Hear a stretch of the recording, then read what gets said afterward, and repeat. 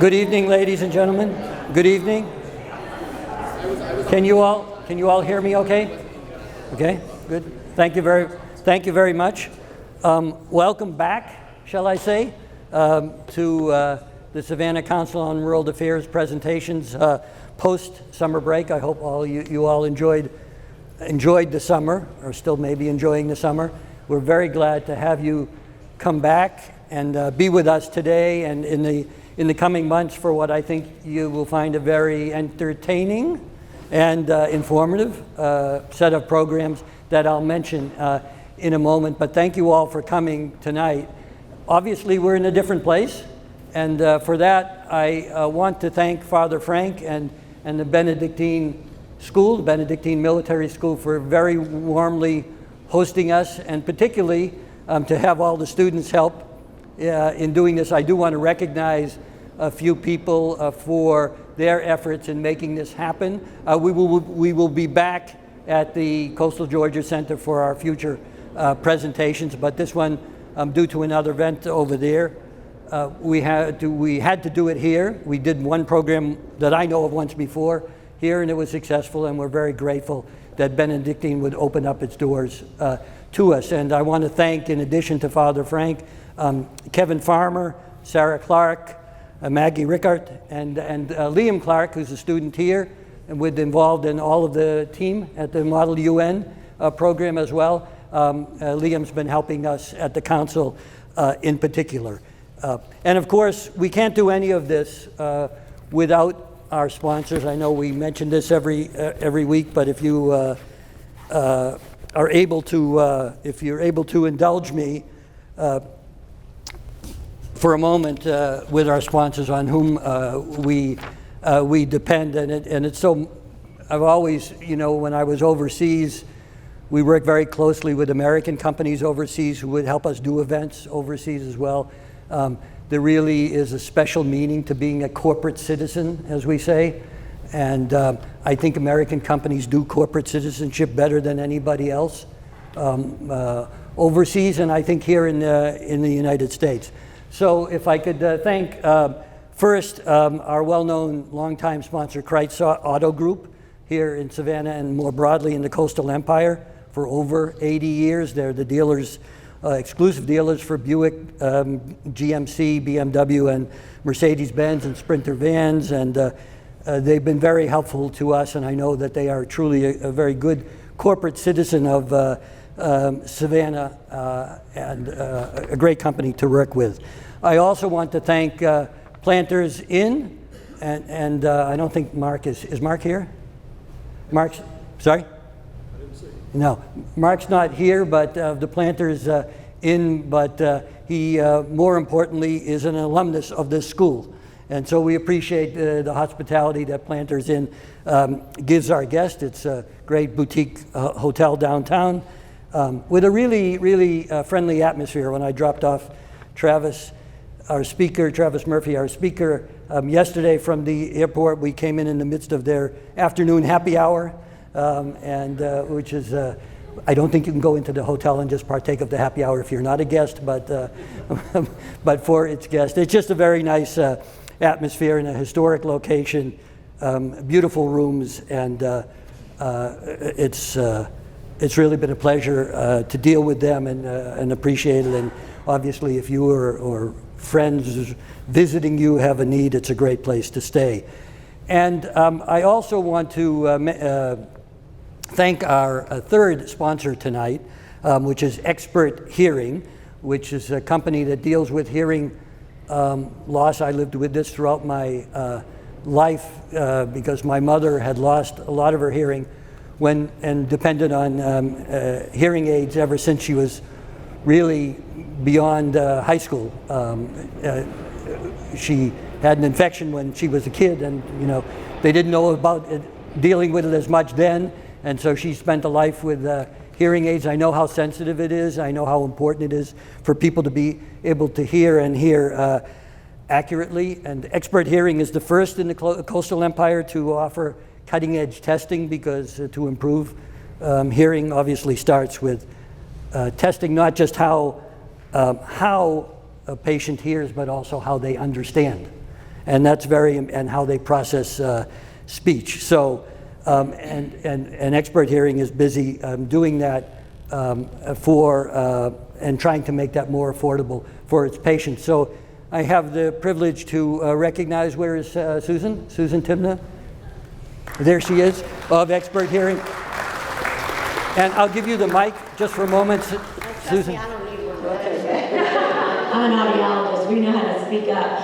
I have 10 seconds or less, or I'm going to get kicked out. So I just want to tell y'all first, thank you for welcoming us. It's a fabulous organization, and we are so honored to be able to be a sponsor, and we appreciate all of you. I know I've got 5 seconds left. If you didn't get this on your way in, you can get it on your way out, because October 15th, when I know it's a busy time of year, this is a free event for the community, is at the Savannah Golf Club. And it's talking about the links between hearing loss and earlier cognitive decline or dementia, which are all common links now. And it's more than just like what you said about hearing the beats, it's about how you process what you hear. And we have a national speaker coming in. We'd love for all y'all to come. And there's cocktails and appetizers, so you can't lose, right? All right, thank you. There's a theme here: happy hours, cocktails, obviously. Travis Murphy, the speaker, and I were having dinner last night, and we were talking about, those of you who don't know or didn't read the bio, Travis was a Foreign Service officer, and so we had the same career at one point, and then he saw the error of his ways and went into working for the National Basketball Association, and now as CEO, after having served in the Foreign Service and doing tours in Latin America and West Africa. But we were talking last night, I was served in a lot of places where American policy, U.S. foreign policy, was not very popular. So you had a lot of criticism of U.S. foreign policy. And the big savior from that, or the relaxation we could get in doing an event where everybody liked us, there were 2 of them. One was music, bringing in musicians from the United States, and the other was what you'll hear about tonight from Travis, sports diplomacy.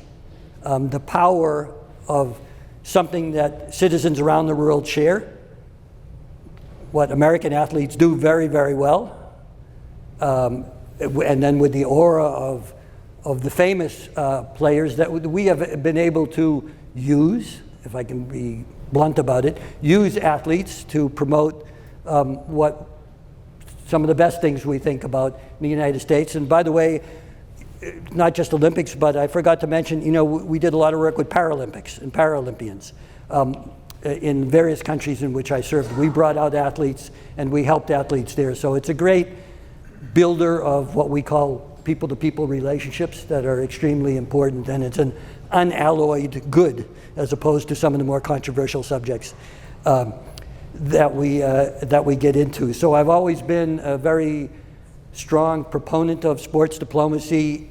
Travis did some sports diplomacy as a diplomat and then decided to go into this as a field. And I met Travis Murphy when I went last November to the conference of the World Affairs Councils of America. So, Savannah Council is one council around the United States, and all of the chapters gather once a year in Washington, D.C. And Travis spoke there on the subject of sports diplomacy, which I think will be very, very interesting to you. But it comes with a message, and he had a very strong message that day. And that's why I thought it would be great to have him come down here, which is that we, the United States, can arguably do a better job, more effective job maybe, of supporting our own athletes overseas and of promoting international sporting events here in the United States. We want people to come, and we want to host as many events as possible to bring people together and in general project an atmosphere of goodwill. And Travis feels very, very strongly about this, as you will hear, and has some very concrete ideas about how this can be done well, from seeing it from his experience both as a diplomat and now the head of his own CEO of his own company, JETR. Should I say JETR? JETR Sports and Entertainment, based in the Washington, D.C. area. So we're very pleased and honored to have with us today Travis Murphy down from D.C. to come and talk with you all. And as usual, we'll have plenty of time for questions and answers afterwards. Travis? Yep.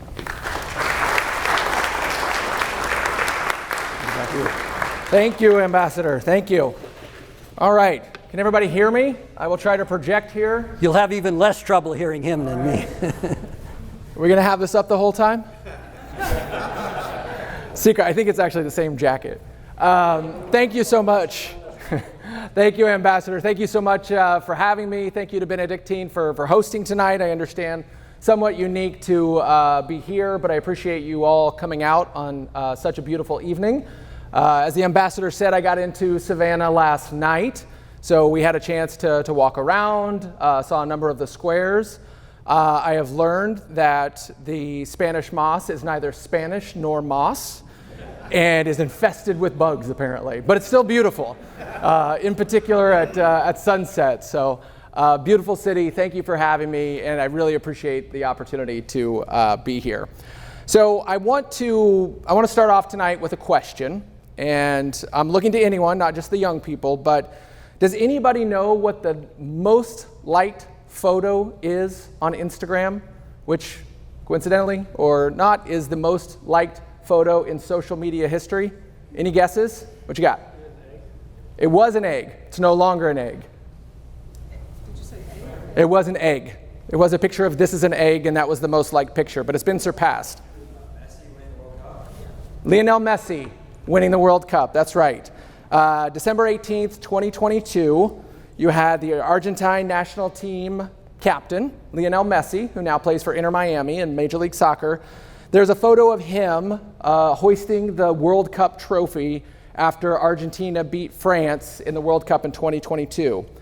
That photo currently, any guess how many likes? You know? Not quite. 75 million likes. It reached 10 million likes within the first 39 minutes of being posted. So according to FIFA, the Men's World Cup Championship game in 22, that saw 89,000 spectators pack into the stadium, and nearly 1.5 billion people watched some point of that game, that final game between Argentina and France, on screens around the world. 20% of the world's population watched part of that game.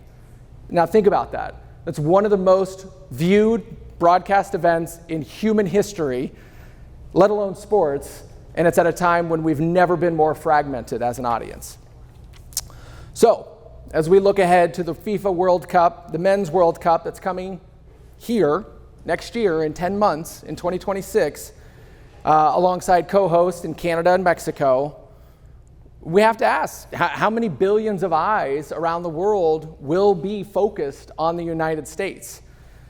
And what image will they see?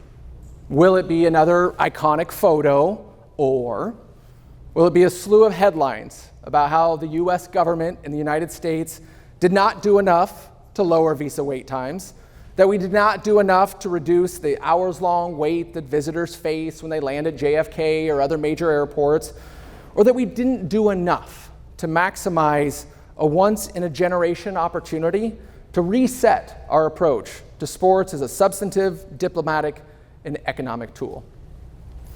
So that's what I want to talk about tonight, is sports, right?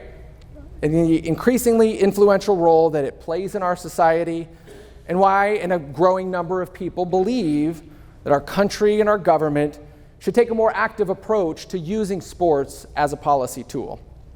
So to get there, I'm going to talk about three primary areas. First, sports is no longer just an entertainment product. It's not just the bit of escapism on a Saturday or a Sunday. I'm in Georgia, so I assume it's a Saturday afternoon. It's one of the most powerful tools that we have to influence the world, but it really remains underappreciated and underutilized in our country. Second, I want to talk a bit about immigration and how a broken system is holding us back, not just in the eyes of the world, but how we interact in the global landscape in 2025 and beyond. And then third, I want to talk about why the next decade will not just be a decade of sport, it will be the American sports decade. I'll talk about what I mean by that and how we engage with the world through these coming events on immigration, on tourism, on policy, will define not just the experience of millions of people, but the legacy of our nation for years to come. So let me, I guess, tell you a little bit about me and why I care so deeply about this. As Ambassador Silverman pointed out, I've seen sports and diplomacy in action from really a couple different vantage points over the course of my career.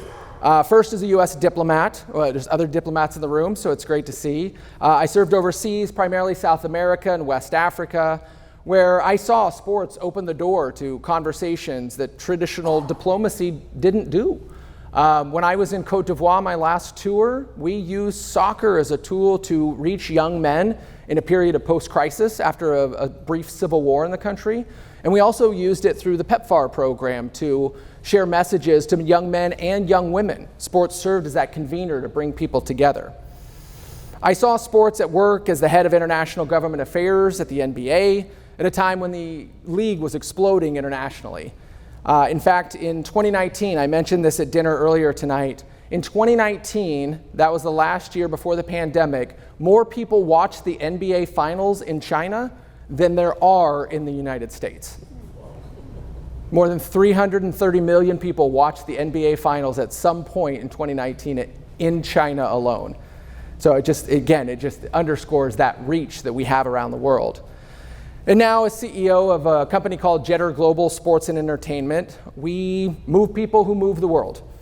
We work with more than 100 different professional sports teams and countless athletes to navigate the various systems, visas, passports, policies that will frankly either make or break this next decade of sports in the United States. And having had the good fortune to see sports in action from the point of view of these various areas, I realized that America just wasn't properly prepared or preparing for this modern landscape of sports. And that's why I started JETR Global. Most people don't realize this, but in terms of kind of major global sporting events, we've not hosted an event in this country since 2002. The Winter Olympics in Salt Lake City in 2002 was really the last time we hosted a major international sporting competition. That's before iPhones, before Facebook, back when The Apprentice was still on the air, if you're familiar with that show. And the world has changed dramatically in that time, in many ways. All right, so let's start on this idea of sports and sports diplomacy. I know there's probably some people here that's like, I'm not a sports fan, but I bet you might go to the gym in the morning, might walk with friends before work. You have kids, grandkids that play sports. You're probably a spectator much more than you thought you would ever be as a parent or a grandparent. And so sports, really, when you think about it, is one of the most widely consumed products on the planet. When you think about the reach, the play, the activity, the interconnectivity of just physical activity, it's sports. But in the United States, we don't see sports as a serious policy tool that deserves our attention. So we don't actively utilize sports for the resource it is to educate, to influence, and inform different audiences around the world. There's a story I love about a guy named Pascal Siakam. Anybody heard of him? Anybody? Any Pacers fans in the room? All right. So Pascal is an NBA player. Spoiler. He is the son of a Cameroonian pastor and a small town mayor, the youngest of 6 children growing up in rural Cameroon. He had no intention of playing professional sports. In fact, Pascal was enrolled in pastoral school. Lost one. Again, spoiler, we lost him from the seminary. But the only reason that the lanky teen showed up at an NBA camp, Basketball Without Borders, in South Africa in 2011 is that his sister was living there.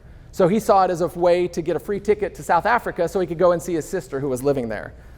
But that one decision changed his life and frankly the life of countless others. A trip to see a family member became a passport to opportunity. He caught the attention of scouts at the camp. Fast forward now, 12, 13 years, and through basketball he has a US college education. He's a 3-time NBA All-Star, an NBA champion in 2019 with the Toronto Raptors, and has now made more than $300 million in his NBA career, which he is now using to send back to his country to develop sport, to develop infrastructure, to build schools, and help change the lives of countless of kids in Cameroon. But Siakam isn't just the story of one gifted player. He's proof of what happens when the right systems are in place and a warning of what happens, frankly, if they're not. sports can lead to a change in perceptions. Sometimes it's subtle, sometimes life-changing. You know, a 10-year-old girl watches a soccer match and sees a woman captaining the national women's soccer team, and suddenly her entire future looks different. That could be me. And if not, at least I feel like that's something I could strive for. Sometimes it's cultural. You know, a team from the United States or an athlete goes out, they play an exhibition match or participate in something abroad, and fans who have never spoken to an American or frankly had a positive opinion of Americans might leave with a new understanding of who we are and what we stand for. And sometimes that shift is diplomatic. You know, when people talk about sports diplomacy, what is often brought up is this idea of ping pong diplomacy, right? In 1971, there was a series of ping pong matches between Chinese teams and US teams that ultimately led to a thawing of relations between our two countries and President Nixon's visit that next year. Similarly, in 1995, we were talking about this earlier with the ambassador who served in South Africa. There, they hosted the Rugby World Cup in '95. It was the first major sporting event there after the end of apartheid. Nelson Mandela was president, and he walked out onto the field wearing the jersey of the mostly white Springboks team, a symbol that had once divided the country. And that single act in South Africa's subsequent victory became a moment of national unity and reconciliation. It showed the world that sports could be more powerful than speeches or even in legislation in healing divides. Now, I want to be clear, like, sports is not about regime changes. You know, Adam Silver is not working to overthrow governments. But what sports can do is shift perceptions. It can unlock imagination, and it can crack open a worldview and say, maybe what you've been told isn't the whole story. So I believe that sports diplomacy, harnessed in a comprehensive and responsible way, here in the United States can really help bridge many of the divides that we face in our world. And we're in a tremendous position here as a country, but only if we see the bigger picture and we prepare and seize the moment. So what do I mean by that? So, as was alluded to, the United States is about to host the biggest lineup of global sporting events in world history after that dearth of events of more than 20 years. Starting this past summer with the Club World Cup, the FIFA's Club World Cup, the list of many of the world's largest sporting events over the next decade have one thing in common. They're coming here to the United States. So we had the Club World Cup this past summer. We have the Ryder Cup coming up this fall. In February, we'll have the World Baseball Classic again, that's held every 4 years. 78 of the 104 matches of the FIFA World Cup next year will be hosted here in the United States, including the semifinals and the finals will be in New York. In 2027, we'll host the Military World Summer Games in North Carolina. Do you guys boo against North Carolina? No? Okay. Because they got two listings here. The 2028 Summer Olympics and Paralympics in Los Angeles. The 2029 Summer World University Games, also in North Carolina. We get a breath in 2030, at least for now. And then the 2031 Women's FIFA World Cup is coming to the United States. Then the Men's and Women's Rugby World Cup, which isn't a big deal necessarily in the United States, but rugby is a growing sport and is massive outside the United States. So the Men's Rugby World Cup is here in 31, Women's in 33, and then the Winter Olympics return to Salt Lake and into Utah in general in 2034. And that's in addition to dozens of international qualifying and world competitions in advance of these events. And the figures around these events are staggering, which just makes the stakes incredibly high for their success. So the World Cup this year, not only is it the first time it's ever being hosted in 3 countries in 16 cities, it's also expanded from 32 to 48 teams for the first time ever. So current estimates are $21 billion in revenue and more than 6 million fans seeking to attend the 104 matches across the 16 host cities.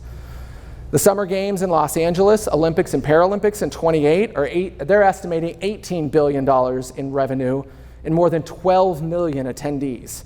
Organizers have described the unprecedented scale as equivalent to 7 Super Bowls a day simultaneously for 30 days. So hosting the Olympics alone is projected to create 110,000 jobs, $7 billion in labor income, and hundreds of millions in tax revenue.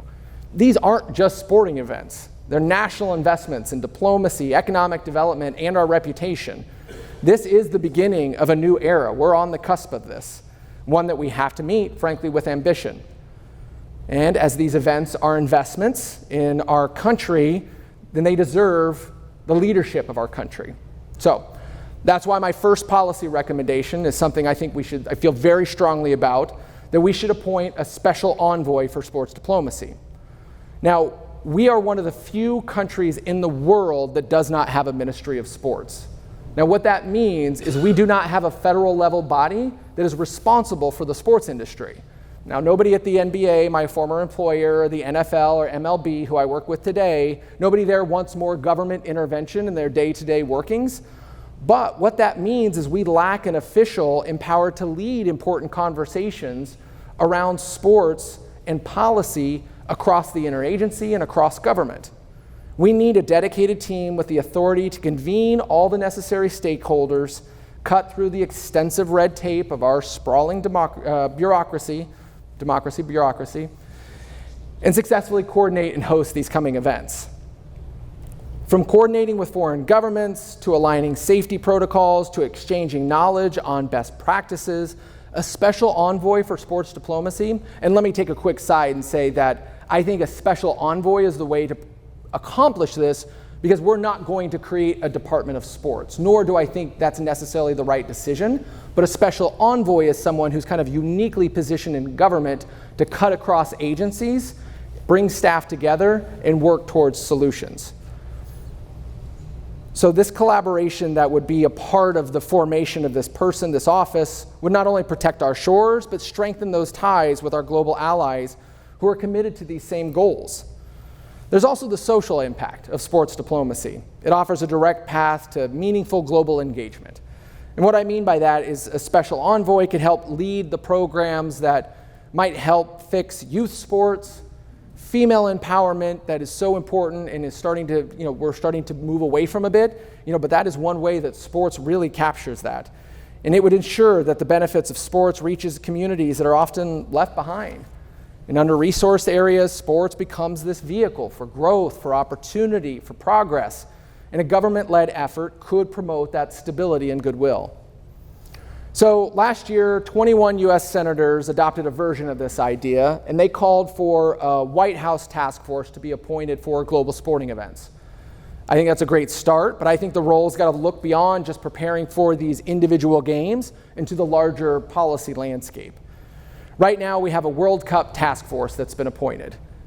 Recently, the president announced they're also going to create an Olympics task force.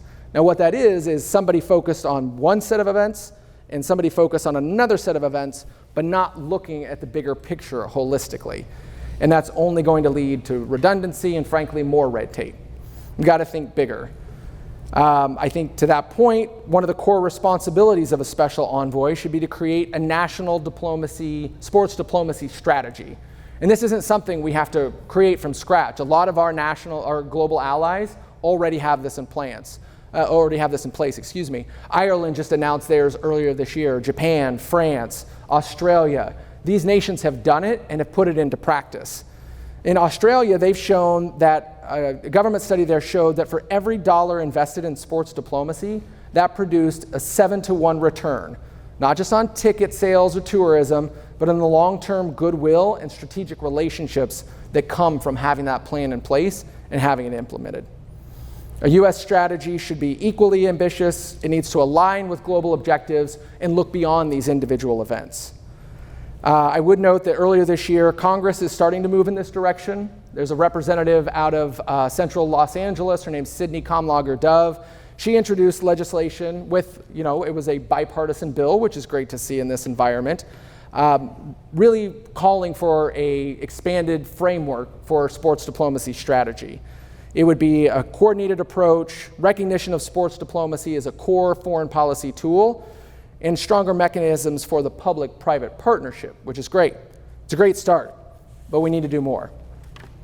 Which brings me to my second recommendation, that we need to be much more intentional about building partnerships with US sports leagues that are already expanding globally, both in terms of bringing players over and holding games overseas. Does anybody know which league held the most games internationally last season? Anybody? What you got? The NBA, most people think, my former employer, held the most international games. They were passed last season by the NFL. They had 6 international games last season. They have 7 this season. And their goal is to get to a point where every season on the NFL calendar, or every week on the NFL calendar, has an international game. So they played this just a couple weeks ago. We helped the Chiefs and Chargers get more than 300 visas to Brazil so that they could play in Sao Paulo a week and a half ago. And then they're playing in Madrid, Dublin, Berlin, London, and then next year they're adding Australia, after that Japan, and then they're building on and on and on. So they really are going to look to expand globally. In the NFL, this international series that they have, the NBA's global games and Major League Baseball's World Tour, they're ready-made platforms for American diplomacy, but we don't coordinate at a government level. With the right framework, we can connect the reach of these leagues that really has that power to the broader foreign policy goals of the United States. So imagine a coordinated approach where every international game also advances US policy goals. You would think that's intuitive, but it honestly does not happen. The sports could help us tell our story as a country, what's great about us, and help shape those perceptions and strengthen ties. You can take, for one example, the Basketball Africa League. Has anybody heard of the Basketball Africa League, the BAL? All right, we got a few. We got a basketball fan back here. So in May of 2021, kind of my first major travel during the pandemic was to go to Kigali, Rwanda, where I lived in the Radisson Blu Hotel for 6 weeks and helped launch the first season of the Basketball Africa League. It's a Pan-African league that brought together 12 teams from across the continent, but we had to do it in a bubble because we were in the pandemic, so you got tested for COVID every day, wore masks the entire time, and somehow managed to kick off the first American sports league on the African continent. It's the first of its kind. American and African stakeholders were involved.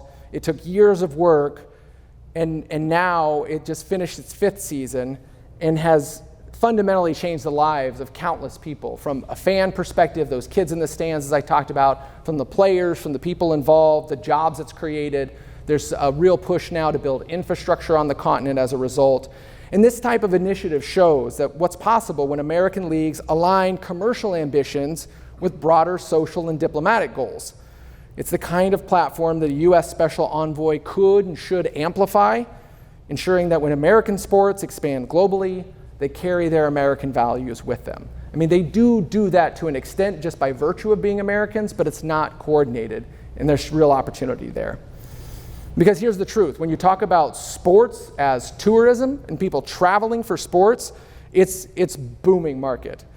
The value of sports tourism in the global economy was over $560 billion in 2024.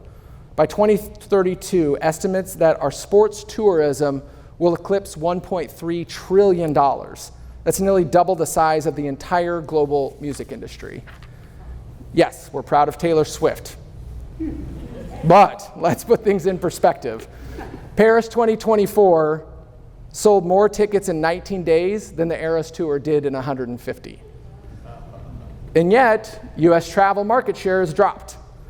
Americans now spend more overseas than foreigners spend here. Our tourism market share has dropped more than 13% from a decade ago. It's less than 10% today. And Oxford Economics projects that if the current track we're on continues, we'll lose almost 6 million visitors this year alone, and more than 19 billion in economic activity by the end of the year. Because the dollars and the tickets, like none of that matters if people can't actually get here. And that brings me to immigration. So tourism, I think, is kind of like the canary in the coal mine. If leisure travelers are already choosing Australia over Yosemite, imagine what happens when millions are trying to come here for the World Cup. When people arrive in the United States, if they can get here, they face hours of waiting and passport control. They face a difficult transportation infrastructure, lost paperwork, opaque systems. They don't just leave frustrated, they leave changed, and they take that story back home with them. Although there's tremendous potential for these upcoming events, our systems, frankly, are buckling under the strain of outdated technology and new policies that are fundamentally misaligned with the demand of a globalized world, especially in sports and entertainment. We're losing a global competition not just for medals, but for people. So consider this. This is fascinating to me, but by 2050, 1 in 4 people in the world will be on the African continent. Think about that. More than 2 billion people are projected to be alive on the African continent by 2050, the majority of whom, 70%, will be age 25 or less. Yet nearly a decade ago, China surpassed the United States in hosting students from the African continent, and that number is dropping rapidly. Right now, African leaders, about 20%, so there's 54 countries on the African continent, about 20% of the leaders of African countries have had some portion of their education in the United States, which gives them sympathy, understanding, a connection to Western ideals. That's not going to be the case in 15 years. What happens when those future leaders of those developing nations are denied their visa for a legitimate course of study, and therefore denied the opportunity to learn about us, to better understand us and who we are, and instead they develop that affinity and that allyship for the country that would accept them, in China? For next year's World Cup, estimates are that around 11 to 12 million people will participate in either spectating at the matches or coming to one of the many fan fests that will be held around the country. Not all these people are coming from abroad, but that number of people applying for visas in hopes they can attend the World Cup could easily be several million. For perspective, the Department of State processed around 8 million tourist visas in all of last year, and we're talking about adding several million more potentially to an already strained system. And to give context, I was actually just reading today, there was a story last week, World Cup tickets went on sale for people who had Visa cards. There was a lottery, and they weren't sure because there is some fear among FIFA. We talk to them often. There's some fear that the interest is waning and people won't want to travel to the United States. And guess what happened last week? In the first 24 hours, they had 1.5 million applications for tickets from 210 different countries. So it really just underscores that the world wants this, and they are coming. But right now, wait times for visa appointments at U.S. embassies will limit the ability for them to have the opportunity to travel here if they're from a country that requires a visa. So imagine a Colombian soccer fan who buys World Cup tickets, books flights, and then is told that the first available visa interview is more than a year from now, which is after the final whistle is blown, and that's the case. Bogota, the first available appointment, is in October of next year. Mexico City is 8.5 months wait. Ottawa is a year. Lagos in Nigeria is 14 months. Tegucigalpa is pushing a 1.5 year wait time for the first available interview. That's not just inefficiency, that's just a strategic failure on our part. While other countries have developed strategies to streamline travel and encourage economic growth through tourism post-pandemic, we've seemingly moved in the opposite direction. And it's no secret that cracking down on tourism, on people traveling to the United States, is a goal and a focus of this current administration. And so without the proper framework in place, these issues will only worsen, stretching the limited resources of the Departments of State, Homeland Security, and this could result in millions of fans and the dollars they bring with them being unable to travel. And even more embarrassing, I think, to the view of the United States around the world is the potential for teams themselves to not be able to travel. We have a travel ban in place. Many of the countries on that list have and can qualify for the World Cup. And this actually happens far more than you realize, not necessarily at the NBA and NFL levels, but for people coming for competitions, oftentimes their ability to compete in the highest level is thwarted due to visa issues. We deal at JETR Global on a daily basis with professional athletes, teams, coaches who just have kind of thrown their hands up at the difficulty with navigating the U.S. immigration process. It's complicated, it's confusing, and comprised of a multitude of websites that frankly were designed by the lowest bidder for a government contract. So the question isn't whether the system is broken, we know it is. The answer cannot be that we just have to work around this broken system. We have to help shape a better one. And I believe on the immigration front, there's three steps we can take now specific to sports. One, I think we need to streamline immigration for elite athletes and sports professionals. The best of the best should not face endless hurdles. We need to make it easier for the verified elite talent like Pascal Siakam to come to our shores. there's a very good chance today that Pascal would not be approved for a visa to attend New Mexico State, which is where he went to undergrad. 2, I think around the World Cup and other major sporting events, we should establish some sort of special electronic travel authorization, very common in other countries, where accredited fans, staff, and players from low-risk countries can skip the unnecessary interviews for which they may be approved for, and ultimately are they're not really necessary because we know so much from fingerprints and travel history. So if we could do that, this would reduce wait times. It would allow those accredited stakeholders with previous visa histories to come here without kind of all the red tape they currently have to go through. 3, I think we should look at developing a special category of visa, and I realize this is getting a bit into the weeds, but something specific for sports diplomacy. Again, that recognition of it being a serious policy tool. A new category would allow international visitors to take part in sports-specific exchange programs, attend school, and participate in athletics. It would also create that vital link for exporting U.S. values and ideals.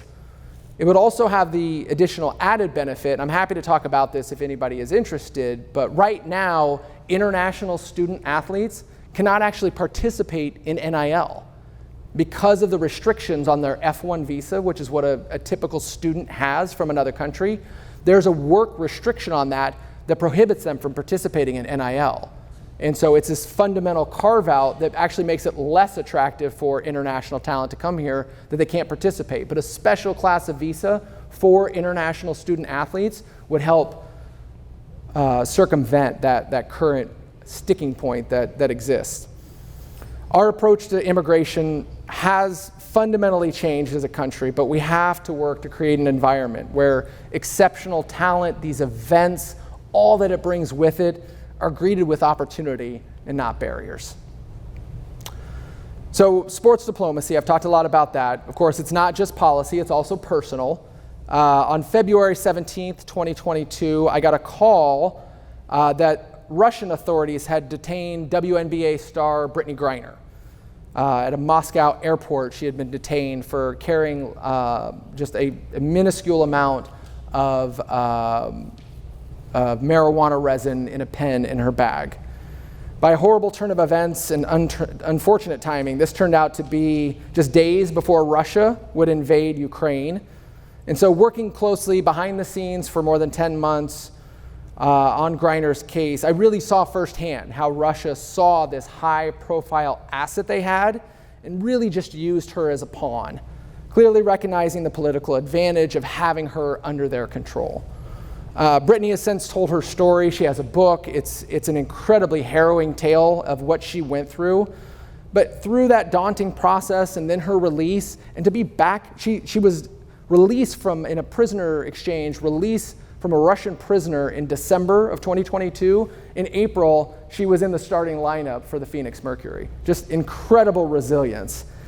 And she handled those challenges with the courage and humility that many of our athletes possess. And it just reminds us that the best of America does remain, even in those circumstances, an inspiration to the world. So her story is personal, but it proves that larger truth, that sports carry weight in diplomacy in a way that few things can in today's world. And that's why the recommendations that I've outlined tonight, I believe, truly matter. So when an athlete steps onto the world stage at one of these events that we've talked about, they represent more than just themselves or their team. They embody their country's values, its people, and its spirit. They're engaging in a subtle form of diplomacy. One photo of triumph can change the world.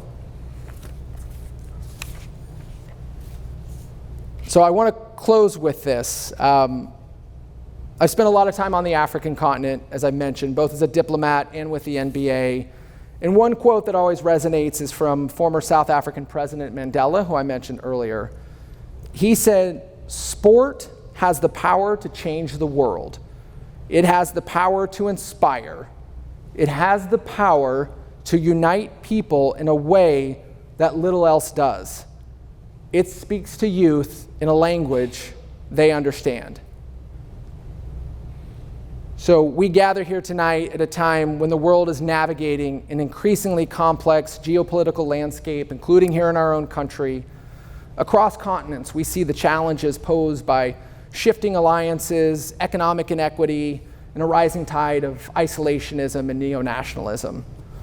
But it's my hope that this American sports decade, we take this opportunity to use that power not only to change the world, but to move it forward, not just across borders, but into a better tomorrow.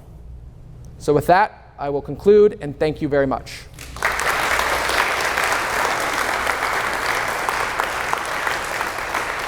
Thank you. Let me just say one thing before I open up for questions. Ladies and gentlemen, while you think of your questions, and I'm sure you'll have a lot because Travis gave us a lot of food for thought, I just want to mention our upcoming programs for you all. We've tried to put together, again, a very broad set of topics with prominent and we consider expert speakers for you here based on some of the comments that you've given us over time about the subjects that you'd like to hear about. If you have other subjects that you want to hear about, please let us know via our website or just come up to us.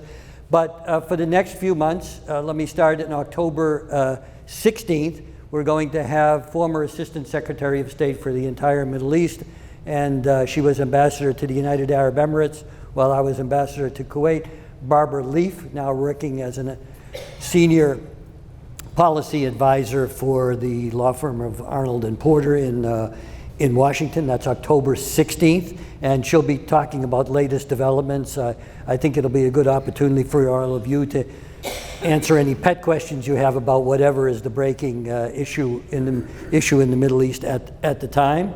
November 20th, we'll be hearing from a renowned expert on India and U.S.-India relations, Dr. Ashley Tellis, who is head of directs, a senior fellow and a director of strategic programs at the Carnegie Endowment for International Peace. And on December 4th, so early in the month to get it out of the way before the holiday, you'll be hearing from noted expert on Turkey, which is what we used to call Turkey, Dr. Soner Çağatay, who's chair of the director of their Turkish research program at the Washington Institute in Washington, D.C. And then after the new year, just to mention the topics and speakers, January, Brad Setzer, who is a senior fellow at the Council on Foreign Relations, who will be talking about trade issues and whatever is late breaking at that time. In February, we're going to be joined by Jonathan Panikoff, who is Director of Middle East Security Initiative at the Atlantic Council, and we'll have an Iran focus for that evening. He's a former Deputy National Intelligence Officer. And in March, a former colleague of mine, Larry Trieber, former Director of the Trade and Investment Programs for the Corporate Council on Africa, actually. So he spent some time after his State Department career in promoting business between the United States and Africa. So that's in March, and you'll be hearing about programs further down the line later, but I hope you'll be able to join us. And again, if you have other ideas and topics that you want us to cover, please let us know. So with that, I will reach out. I'm going to leave Travis the microphone. Please raise your hand if you have a question. I'll recognize you. And then if you don't mind standing and asking your question, because we don't have another mic, and we'll let Travis use the mic. Sir, right there. Well, good evening. Thank you. Welcome to Savannah. So FIFA, I think by the average Newcastle fan, is looked at as an organization that's designed to get as much money out of the system as possible. The United States is probably looked at by many people in the world as a country generally motivated by finance. So now FIFA has decided to move to a dynamic pricing model for these tickets, which I'm one of the guys, one of the millions registered the other day. And I'm curious, in your opinion, if all the good things that could come from this World Cup could just get blown away in the world's opinion by a decision like that, by an organization that we really don't have any control of. And just for fun, I want your opinion is, do you think our current president, who sort of wakes up and makes decisions and announces to the world, could potentially say, World Cup is off, unless they change this policy? Okay, a lot there. The question, if I can summarize, no, it was a great question. So FIFA tickets, as I mentioned, went on sale last week. They have a dynamic pricing model, which is meant to essentially measure the market for the most that they can squeeze out of the individual tickets. Many of them are in the neighborhood of several $1,000s for an individual match. So it is. So I guess the question then is, are they squeezing the positive good out of this event? Yes and no. Yes, if you only look at it as this capitalist European organization that's coming in and squeezing fans, sure. But there are legacy programs. There are 11 cities in the United States that are hosting matches, 3 in Canada, 2 in Mexico. They're going to have their entire cities and states are using these events to boost tourism, but also build soccer pitches to reach youth audiences. And so, capitalism exists in our society. It's a much different conversation, but I still think the inherent good is there in sport. And I don't think that it's necessarily the Argentine national team that is the one directly influencing the children. That happens, but they're not the ones interacting. There's a lot of good that comes out of just the events happening. The fan festivals will attract millions of people that won't be able to, or don't have the ability to go to games. So I think there's still a lot of good that comes from it. I mean, when you think about just the intrinsic skill set that's learned in sports, it's teamwork, leadership, respect for diversity, inclusion. We talked about the Olympics, but as the ambassador pointed out, it's the Olympics and Paralympics, right? I mean, if there's not inspiring stories watching that, I don't know what is. And so I still think the value's there. In terms of FIFA as an organization, yeah, they're trying to make money. That's why they come to the U.S. market. That's why all these events are coming to the U.S. market. They see it as a tremendously lucrative opportunity. To the question about the president, could he say that, sure, I mean, maybe, but I don't think so. I think that, there's a investment or a recognition at the federal level that these events bring attention for good or otherwise. So I think that there's generally support, but what's happening in the Oval Office versus what's happening at an operational level are very different conversations. And what we're seeing is kind of working from a practical perspective in the day-to-day, and that is becoming very challenging for people to come here. So it's probably a good time for me to say that at our next event in October, we'll be giving away 2 free tickets to FIFA matches. No, I'm just kidding. World Cup matches. Right. Other questions? Yes, sir. Go ahead. Well, I'm sure you're familiar with Saudi Arabia's program to expand. They're pulling away European players. Originally, they were really pro league, really golf league. Of course, Saudi Arabia is a country with very documented human rights violations. However, the flip side, what happens when a country uses sports diplomacy to whitewash the history and kind of use sports to attract countries where we won't be able to compete? I just want to, sorry to interrupt Travis, but we were talking about last night the phenomenon of, for those of you who haven't heard the term, sports washing. Countries hosting international sporting events in order to burnish their image, which is usually otherwise lacking in some ways. Well, the great news, we have a very experienced Model UN here, team here that represents Saudi Arabia. You guys want to take first crack at this? Okay. Officially no. Officially no. So this concept of yeah. So what he was asking about is, so there's countries predominantly in the Middle East that are being accused of sports washing, essentially using sports as a way to kind of cover up negative global perceptions to try and improve their image in the view of the world. So an example of this is Qatar hosting the 2022 World Cup. In Doha in the surrounding areas. Rwanda is a predominant sponsor I would say also of the Basketball Africa League. The finals have been held, like I mentioned, in Kigali. The president there is accused of human rights abuses, and they are a prominent sponsor of Arsenal and a number of other European clubs. You have the Qataris that full out own Paris Saint-Germain, which is a soccer team in France. And so this idea of sports washing is, the idea that they're trying to overcome negative perceptions, or whitewash, I believe is a term you use, those negative perceptions with positive ones associated with sports. I mean, some would argue that's just good business. The United States, we're hosting these events. There's a lot of history we're currently trying to suppress or maybe change narratives globally. Although usually you do these events and you try to attract people, we seem to be doing the opposite thing. So we're kind of resetting the model completely. But yeah, I think, my point in this to your question is always, I think you do a lot more good by engaging than you do by walling people off. So you could say to the Saudis, okay, until you change your entire cultural system and women can drive and you kind of disavow your belief system to adhere to Western ideology, we're not going to engage with you. And I just don't think that's an effective way. Otherwise, everywhere would be North Korea, right? It's when you have that basic level of engagement and bringing people together that you start to break down those perceptions. We talked about this at dinner last night too.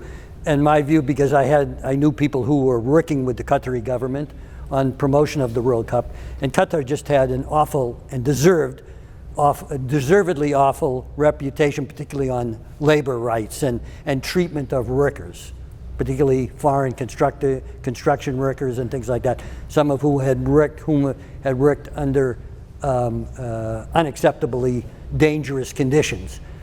My answer to Travis at the time was, I think it probably helped raise the standard a little bit of how they treat their workers, so it was a plus. They may not have happened had they not done it.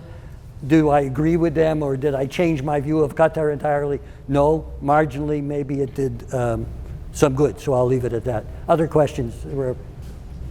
Sir, I'll come back to you over there. I'm curious, you mentioned the weight conversations. Cut back and say, I'll just work the crowd. Here you go. you mentioned the weight conversations. You cut back at the State Department, but not nearly enough consular officers. And the consular officers are the ones who interview and process visas. It takes a good year to hire and train and deploy consular officers. There's no way to get enough out there in places like Colombia to issue visas. How is that going to be? So they have actually, so his question was around consular officer. Consular officers, where'd you do your consular tour? In Kenya? No, in India. In India, oof, okay. Consular tour in India. So consular work is the work of processing visas. So, among other things. Sure, that's where the visas are processed.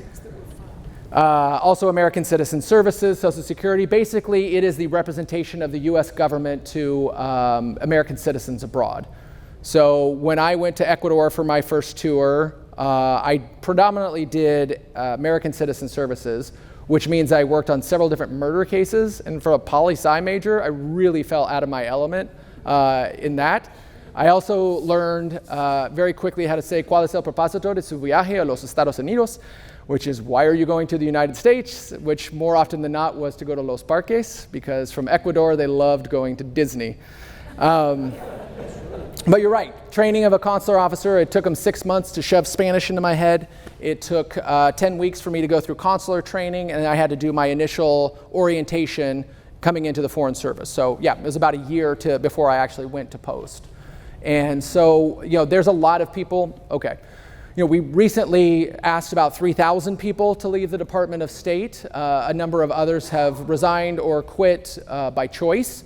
So there's people who are trained if we wanted to do that. There is an audience, or there is a personnel who would probably take the opportunity to go and just crank on visas in India or Ecuador or somebody like that. Those people are out there, but you're right. To recruit new officers, which frankly I don't think that's necessarily the direction our government is going. It's trying to downsize rather than expand. And so as such, I think it's probably tapping into temporary resources to try and stem the backlogs. I should say that the Foreign Service exam, bringing in the new people, had been suspended for the first several months of the administration, is now going to be given in October, next month, for a week, and the deadline for registering for the exam is October 16th. So I just want to mention that that was finally reinstated. Other questions? You had one over there, yeah, right there. So I just wanted to ask, like, Do you need it? Okay, sorry. I was hoping we. so if you compare the views and like the amount of people that showed up to, let's say, the Super Bowl compared to how many people showed up to a World Cup, how can, like, what sport, as we start moving later, like to like 2030 or 2050, can really help other countries' desire or like their insight on sports in the United States to actually feel the urge to want to watch or like come show up? Because as of right now, it seems like the biggest sport is soccer. And so like what U.S. sport could become such a big sport predominantly that can lead to all these economic abilities or it like move into the United States where people actually care to come and see them? I don't think it's a lack of caring that people don't come here. I think it's the restrictions that are in place. But in terms of what we export to the world, I think women's sports, like hands down, that's the WNBA is. I attended lots and lots of NBA games over the course of my career with the NBA, and I will take a WNBA game any day. It's fantastic. It's a lot of fun to watch, whether Caitlin Clark is there or not. And so I think women's soccer, we dominate obviously in the world. That won't be the case forever. So I think in any way that we can export women's sports and demonstrate that women are not just as good athletes, but oftentimes or at times better, and certainly put on as good a show, I think that's a really important thing to demonstrate to the world. Because even in 2025, that message still very much needs to be told. But in terms of the sports within America, soccer and basketball, we were talking about this earlier, they're a ball in a net, fundamentally. All you need is your body. You think about like an NBA player, you see Joel Embiid, all he has on is a tank top and shorts. It's a ball and a hoop, right? Same with soccer. You just need to be able to kick the ball into some sort of, like between two posts. Like I've seen, on refugee camps where they'll take T-shirts and tie them into knots, just old rags, to get kind of a lump of cloth that's kind of this size that they kick between two rocks. That's soccer, right? And so, I think it's a lot harder to export football, baseball, hockey, these sports that are a bit more technical, more rule intensive, and certainly more equipment intensive when you talk about reaching wide swaths of population around the world. You have a question? I was saying,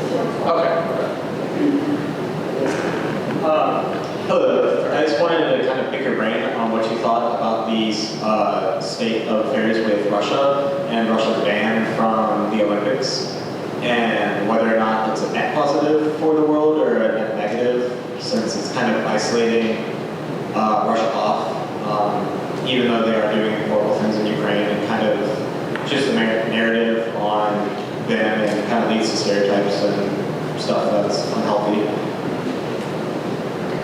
Yeah, so the question is around Russia. So, this has been going on for decades, right? The 1980 Olympics were in Moscow, and we did not go.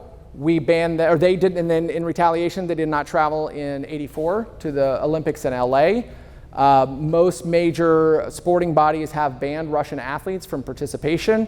Kind of goes back to this question, is it better to engage or to ban? I think what that does underscore is people do see sports as a way to influence actions. Whether or not that's been effective, that remains to be seen.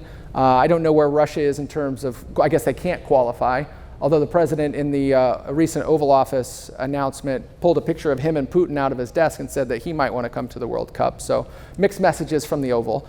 But nevertheless, I think that, you look at the Winter Olympics, the Biden administration chose for the president not to go, essentially a diplomatic boycott of traveling to the games because it was in China.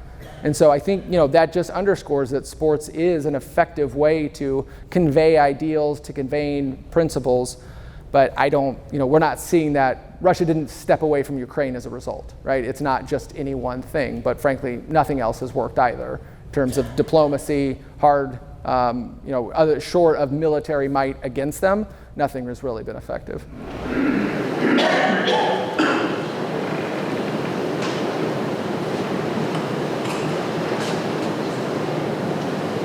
Thank you for coming.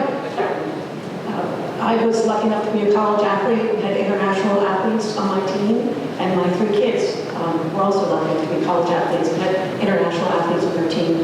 And not only do they bring talent, but they bring cultural awareness, lifelong friendships, etc. So thank you.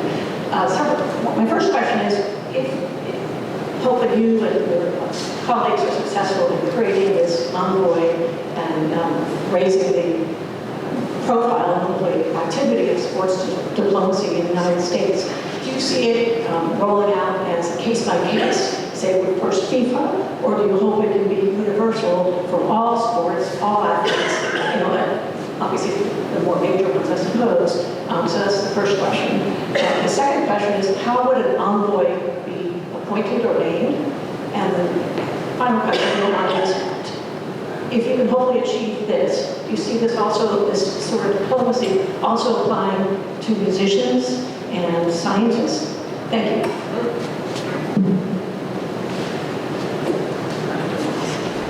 Yeah, great question. Thank you. So in terms of the sports, yeah, it would be overarching. So that's the point. I wouldn't have it be any one particular event, but something from a broader perspective. And there would have to be some framework in place, obviously, because again, do they get into CTE and concussion protocols in the NFL? Do they get into antitrust with MLB?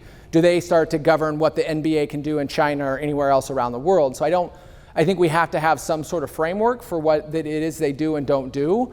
And the focus, at least initially, has to be on these coming events.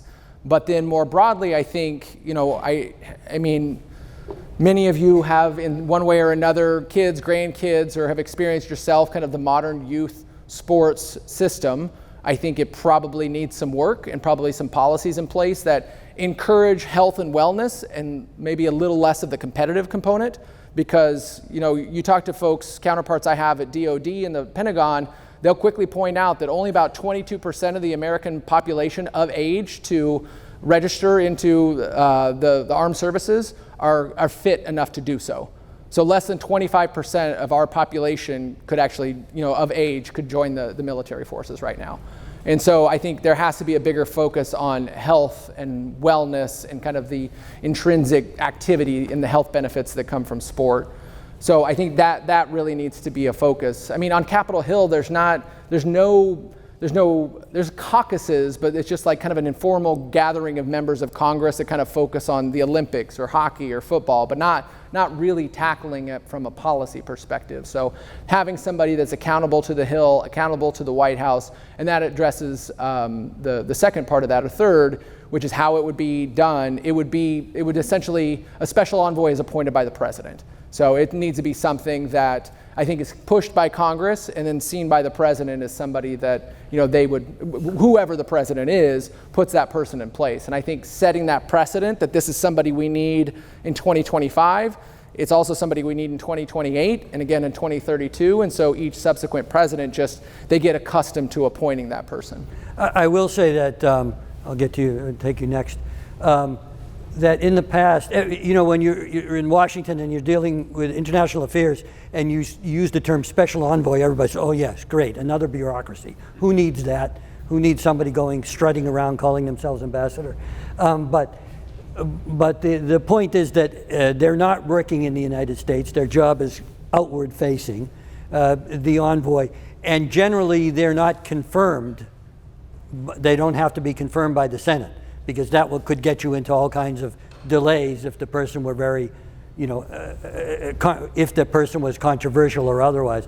So that was the other beauty, let's say, of the special envoy position, that you could get this person up and going pretty quickly. Okay, we have a question back there. I'll take it. Just in addition to the young man's question about Russia, we forget too quickly that they state-sponsored drug-enhancing drugs to their athletes, unbeknown to their athletes. And the government made it happen to most of them for participating in the Olympics. We can't allow that to happen. We didn't. And as long as the same people are in control there, hell with them.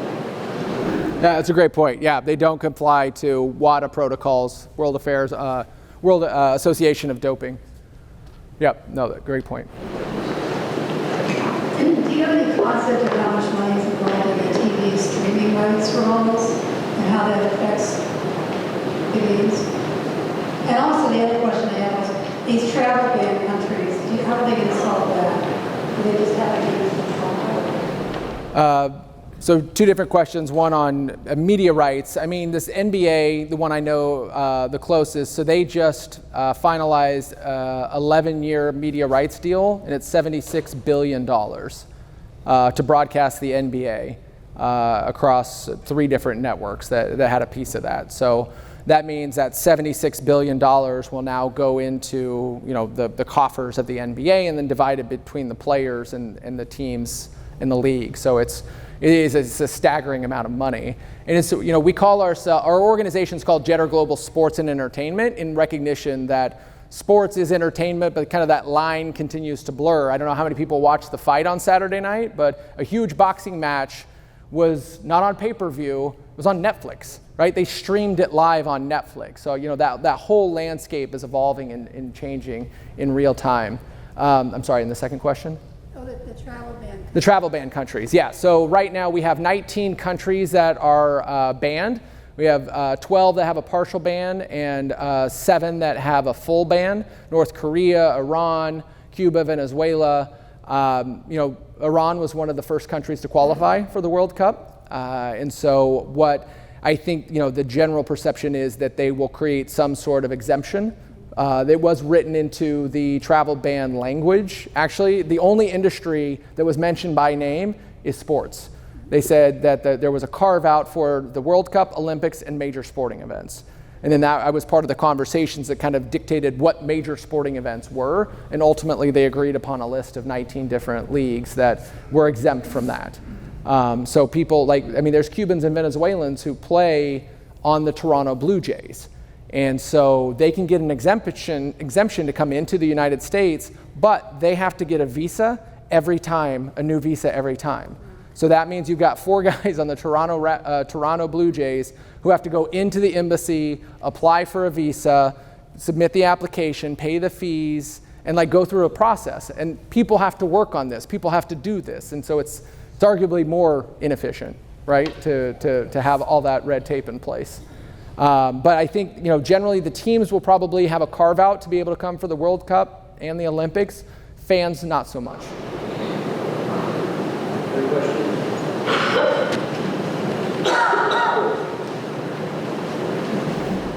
You come up here. It'll be easier for you to come up here and ask the question than for us to go back there with the mic. No, I mean him in the back. He's got a question in the back. So no, you go ahead though, please. Good evening.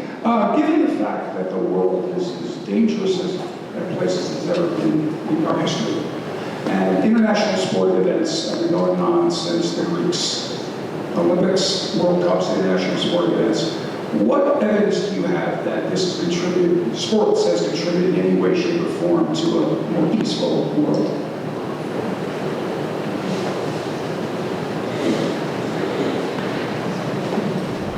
Well, let's look at the things in society that bring us together.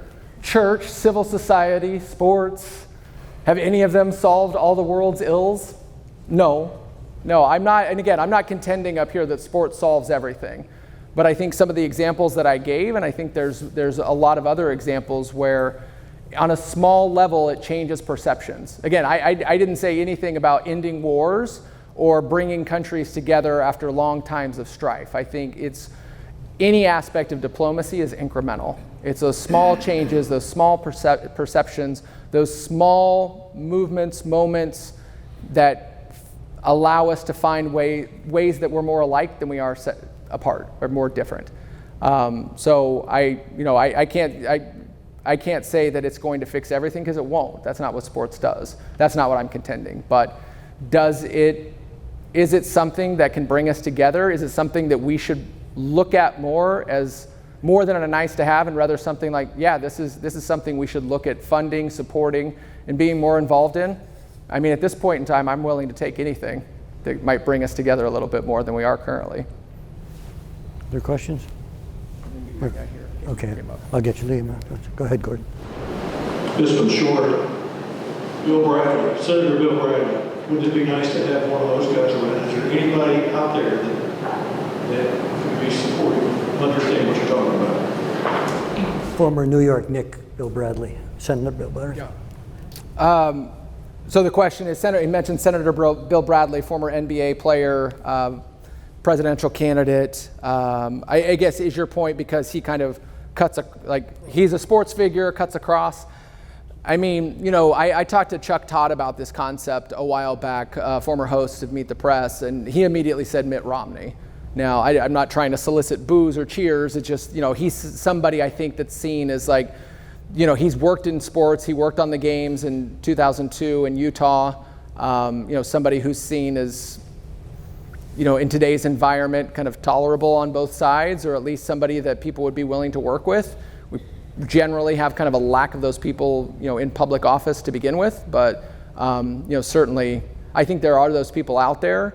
There's probably some former athletes. I think there's a lot of former athletes. I think, we're talking a lot about the men who could do this. I think there's probably some, we need more women involved in diplomacy and mitigating conflict. I think, that's something to think about too. We've got former women's national team members who have traveled the world, but also have incredibly high levels of education and would probably be really well qualified to do something like this.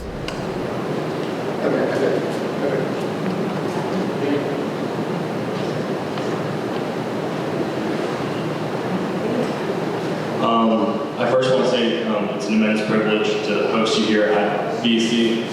Your program was wonderful, and I want to circle back to kind of where we talked about the special envoy for sports diplomacy. In this new age of political polarization at the highest levels of government, where it's very you go left, I go right, like what we were talking about earlier with ensuring that continuity. How can we kind of ensure the continuity of a special envoy for sports diplomacy under one president if they're replaced by another president who differs with them ideologically almost completely?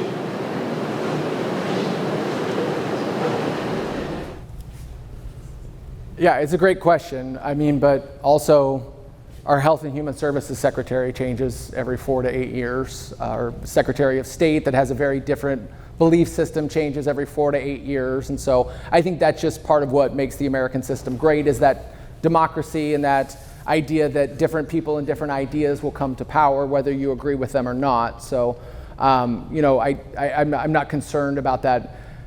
I would be surprised that somebody would be put into that position that didn't like sports or didn't want to try to use sports to bring more events here to expand our power internationally. I think it's just so fundamental within the kind of the global sports landscape. I think that would be one that would actually have less swings one direction or another. But obviously everything's somewhat ideologically based now and inherently political.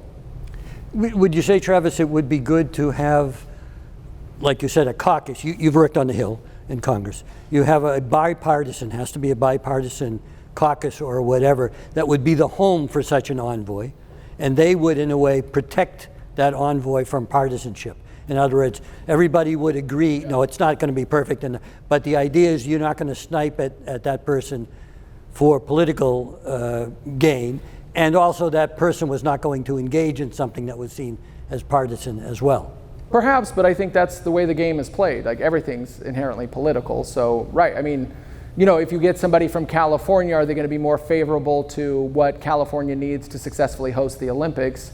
I mean, I don't think they would need to be protected. I think it's somebody that they would be part of the system, but they would be focused on, and I think could create a coalition that would be bipartisan, because, whether it's, there's University of Georgia or Georgia Tech, I mean, there's fans of all stripes.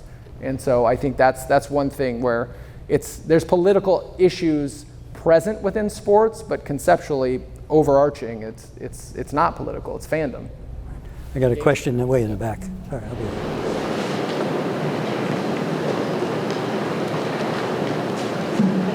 I just have a quick question. All the sporting events, does this include equestrian, horses, and tennis? Because I haven't heard anything about horses or, the horse people spend a lot of money. And horse, I'm a horse person, so I can say all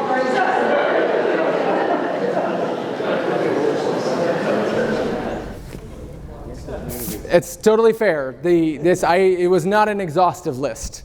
I was talking about the events I mentioned were those that garner the most probably country participation or most number of athletes, highest generating revenue. But yes, there are many other events that are global in nature and international. We actually have we've started helping out jockeys and trainers and helping them to get the visas they need to come here internationally from Argentina, Brazil, some from Europe. So we've actually worked with a number of, I guess it would be trainers and owners on the US side trying to bring people over. Yes, the US Open in New York obviously just wrapped up. That's a major event that happens every year. So my list was in no way inclusive of everything happening, but kind of these major sporting events that are recognized globally that we haven't had here for a long time, those are the ones that kind of are all coming in that decade. But I did mention there's many, many others that are happening as well. I got one last question in the back here.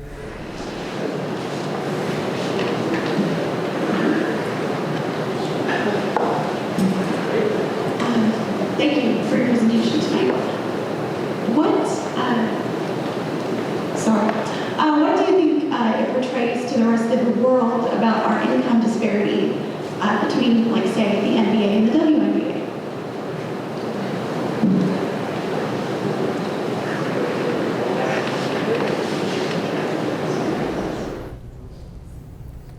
So the question was, what does that indicate to the rest of the world when you have the income disparity between the NBA and the WNBA?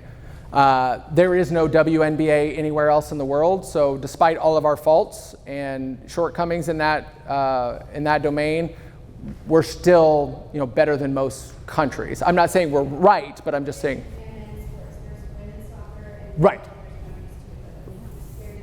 Yeah, no, absolutely. So that disparity exists across sports. I think it's great to be alive at a time in which the women's soccer team has pushed for and accomplished a near level of parity. That's obviously a movement right now in the WNBA. The whole reason Brittany Griner was in Russia was that she would go over and play for Yekaterinburg for a couple of months in the off season and make 3 times as much as she made in the WNBA playing for 8 months. And so, now that's really cooled. There's a lot less women going overseas in the off season.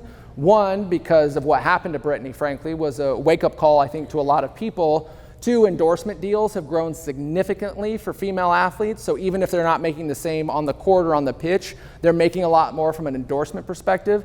And 3, there's startup leagues. There's Undefeated is a league we work with. It's an off-season 3-on-3 league where a lot of WNBA players will play, and they're commanding salaries far larger than what they make in the WNBA.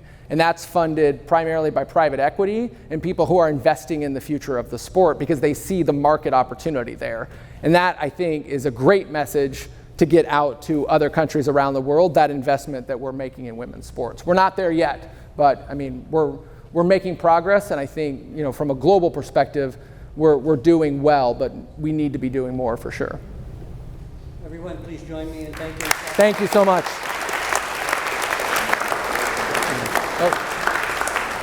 That was terrific, Travis, and we look forward to seeing you October 16th at the Coastal Georgia Center with Ambassador Barbara Leaf. Thanks very much for coming. Drive safely.